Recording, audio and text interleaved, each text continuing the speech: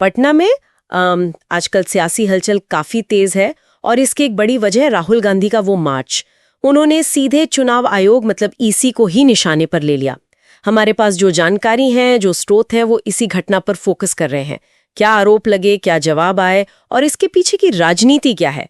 तो आज हम इसी पर थोड़ी विस्तार से बात करेंगे, समझेंगे कि ये पूरा मामला आखिर है क्या।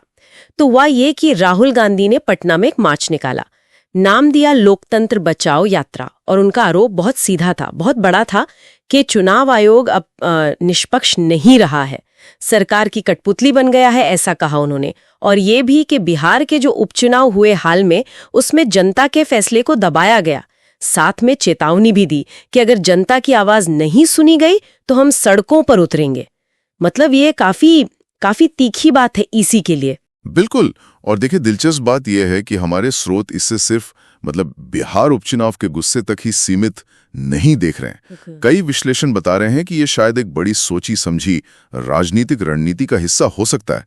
तो इसके तार शायद कहीं और गहरे जुड़े हैं। स्रोतों में इस पर अलग अलग नजरिए से बात हुई है। हाँ, और मार्च की जो तस्वीरें आई वो भी काफी कुछ बता रही थीं। गांधी मैदान से राजभवन तक पैदल मार्च था, सैकड़ों समर्थक थे, नारे लग रहे थे। दूसरी तरफ पुलिस का भी भारी बंदोबस्त था। स्रोतों में ये भी जिक्र है कि ट्रैफिक जैम हुआ, कुछ हल्की फुल्की झड़पें भी हुई।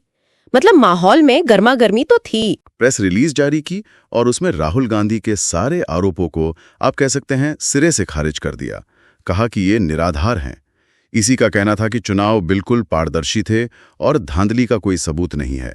आयोग ने बल्कि काफी सख्त भाषा इस्तेमाल की, जैसा स्रोत बता रहे हैं कि किसी भी राजनीतिक दल को लोगों को उकसाने और संवैधानिक संस्थाओं को बदनाम करने का हक नहीं है। ये अपने आप में एक कड़ा संदेश था उनकी तरफ से।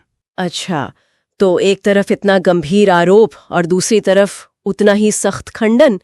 लेकिन जैसा आपने कहा कि ये एक बड़ी रणनीति का हिस्सा हो सकता है, तो फिर सवाल उठता है कि असली वजह क्या हो सकती है। स्रोत क्या इशारा कर रहे हैं? क्या ये सिर्फ ईसी पर दबाव बनाने की बात है? देखिए, स्रोत कई तरफ इशारे कर रहे हैं।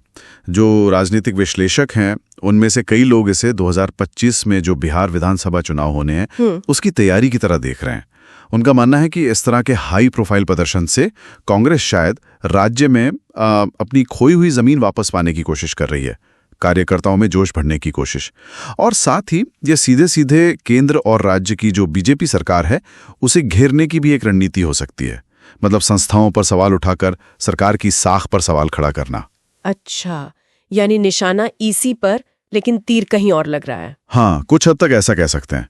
कुछ स्रोत तो इसे कांग्रेस की जो राष्ट्रीय रणनीति है उससे भी जोड़ रहे हैं, जहां वो लगातार संस्थाओं की स्वायत्तता का मुद्दा उठाते रहें।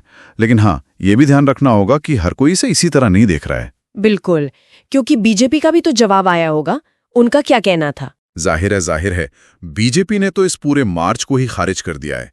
स्रोतों के मुताबिक पार्टी के प्रवक्ताओं ने इसे पॉलिटिकल ड्रामा कहा, लगातार हार से ध्यान भटकाने की नौटंकी बताया। पटना में एक प्रवक्ता का बयान काफी सुर्खियों में था। उन्होंने कहा कि जिस नेता को जनता बार बार नकार रही है वो अब अपनी नाकामी का ठीकरा संस्थाओं पर फोड़कर खुद को बचाना चाहता है। कुछ लोगों ने इसे सिर्फ मीडिया में आने की कोशिश भी कहा। और इस सारे हंगामे का असर सोशल मीडिया पर कैसा रहा? आजकल तो असली बहस वही छिड़ती है। अरे, सोशल मीडिया पर तो जैसे बाढ़ आ गई थी विचारों की। एक्स जो पहले ट्विटर था, उस पे #राहुल इन पटना, #सेव डेमोक्रेसी और ड्रामा और #EC चैलेंज जैसे हैशटैग घंटों ट्रेन करते रहे और राय बिल्कुल बंटी हुई थी।